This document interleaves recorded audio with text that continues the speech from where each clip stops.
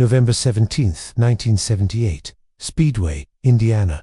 A Burger Chef restaurant is getting ready to close for the night. Young employees are cleaning up, counting the register, preparing to go home.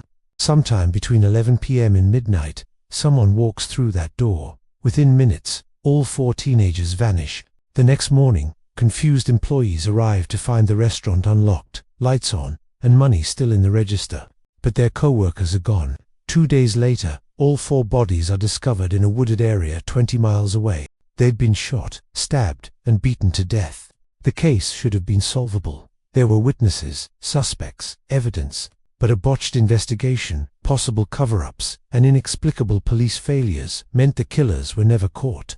This is the Burger Chef murders, and over 45 years later, 4 families are still waiting for justice. What's up, everyone? Welcome back. SiR.ReapeR here. This case is going to make you furious.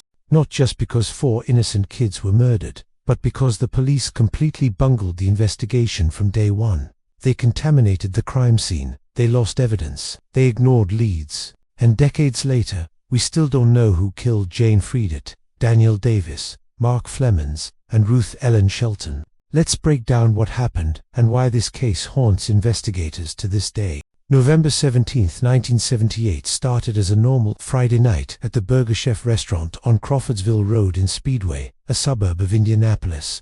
Working the closing shift were 4 employees. Jane Friedert, 20 years old, was the assistant manager responsible, hard-working, planning to go to college. Daniel Davis, 16, was saving money for a car. Mark Flemons, 16, was covering someone else's shift that night. He wasn't even supposed to be there. And Ruth Ellen Shelton, 17, had just started working at Burger Chef a few weeks earlier. For normal teenagers working a Friday night shift, none of them would make it home.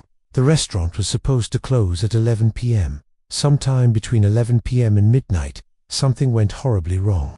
The next morning, Saturday, November 18th, employees arrived for the morning shift and found something bizarre. The back door was open, the lights were still on, but all 4 employees from the night before were missing. Even stranger, the restaurant didn't look robbed. There was still money in the register. The safe hadn't been touched, but Jane's car, a 1974 Chevrolet Vega, was missing. The police were called, but here's where the investigation starts falling apart immediately. Officers assumed it was a prank, that the employees had abandoned their shift and would turn up later. They treated it as a possible theft, not a kidnapping. And then they made a catastrophic mistake. They allowed the restaurant to be cleaned and reopened for business that same day. The crime scene was contaminated and destroyed before it was ever properly processed. Evidence was lost. Potential clues were wiped away. This single decision would haunt the investigation forever. Later that day, Jane's car was found abandoned near the Indianapolis Motor Speedway, hence why this case is sometimes called the Speedway murders. The car appeared to have been wiped clean. No fingerprints, no evidence, but at least now police realized something serious had happened. 4 people don't just vanish. This wasn't kids playing hooky. This was an abduction. On Sunday, November 19th, 2 days after the disappearance, a farmer was checking his property in a rural wooded area of Johnson County, about 20 miles from the Burger Chef. He discovered the bodies. All 4 employees had been murdered and dumped in the woods. The scene was horrific. 2 victims had been shot multiple times with a .38 caliber weapon, bullets to the head, neck, and shoulders. 1 had been stabbed to death with a hunting knife that was found still in the body. The 4th victim died from severe blunt force trauma to the head. The violence was extreme, brutal, and seemingly excessive for a simple robbery. So what happened? The leading theory from investigators was that this was a botched robbery. Someone came into the Burger Chef intending to rob it, but something went wrong. Maybe one of the employees recognized the robber. Mark Flemons was even supposed to be working that night. He was covering someone else's shift. Maybe the robbers panicked when they realized someone could identify them. So instead of just robbing the place and leaving, they decided to kidnap all 4 employees to avoid leaving witnesses. But here are the problems with that theory. First, only $581 was taken from the restaurant, not exactly a big score. Second, if it was just about eliminating witnesses, why take them 20 miles away? Why not kill them at the restaurant? Third, why was the violence so extreme? Multiple gunshots, stabbings, beatings, that suggests rage or something personal, not just a cold execution to cover up a robbery. And fourth, why leave money in the register and not empty the safe? It doesn't add up. Another theory involves organized crime and drug trafficking. Some investigators believe the murders might have been connected to local drug operations. There were rumors about criminal activity in the area, possible connections to racing events at the Indianapolis Motor Speedway, and theories about the murders being meant to silence witnesses or send a message.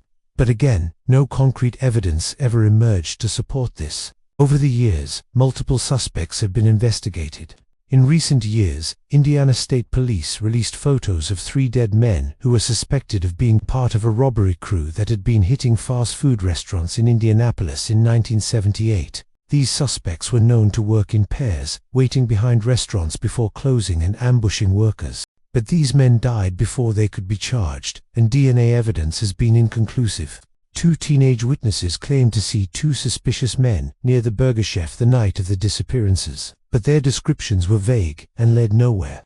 There have been tips, confessions from people in prison trying to cut deals, and countless theories. But 45 years later, no one has ever been arrested or charged with these murders. What makes this case so frustrating is how badly it was mishandled from the start. The crime scene was contaminated and cleaned before it was properly processed. Evidence was lost or improperly stored. The investigation was plagued by communication failures between different police departments. Potential leads weren't followed up on quickly enough. And there are lingering questions about whether there was a cover-up, whether someone with connections prevented a proper investigation. A retired detective who worked the case said it haunts him to this day, calling it the type of case that I will take to my grave. In 2024, the original Burger Chef building was finally demolished. The site had become a grim landmark, a reminder of the unsolved murders. Documentaries have been made. Podcasts have covered it. The FBI released some files that only raised more questions. But the families of Jane Friedit, Daniel Davis, Mark Flemons, and Ruth Ellen Shelton are still waiting for answers. 4 teenagers went to work on a Friday night in 1978. They were doing everything right, working hard, earning money, planning their futures. And someone took that away from them in the most brutal way possible. They deserved justice.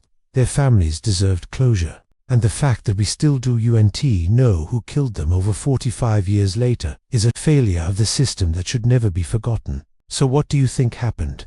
Was it a botched robbery that went horribly wrong? Organized crime? Something else? And why was the investigation so badly mishandled? Drop your theories in the comments. If this case made you as angry as it made me, hit that like button, subscribe for more true crime, and turn on notifications. Thanks for watching. Rest in peace, Jane, Daniel, Mark, and Ruth. You deserved so much better.